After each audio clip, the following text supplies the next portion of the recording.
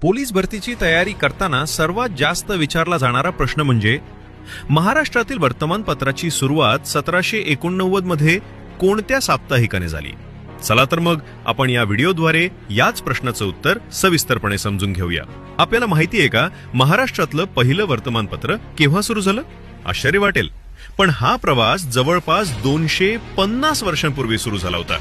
सन 1789 मध्ये मुंबईतून एक इंग्रजी साप्ताहिक सुरू झालं. त्याचं नाव होतं बॉम्बे हेरल्ड. याच्यापासून महाराष्ट्रातील वर्तमानपत्रांचा इतिहास सुरू झाला.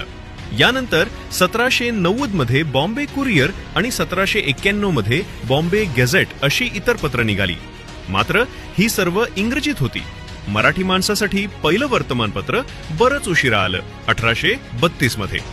ते म्हणजे दर्पण, ज्याची सुरुवात केली होती बाळशास्त्री जांभेकर यांनी. यामुळे त्यांना मराठी पत्रकारितेचे जनक असंही म्हटलं जातं. म्हणून मित्रांनो, महाराष्ट्रातील पत्रकारितेचा पाया 1789 मध्ये बॉम्बे हेरल्ड पासून रचला गेला. अशी अजून ऐतिहासिक माहिती जाणून घ्यायची असेल तर लाईक, शेअर आणि फॉलो नक्की करा.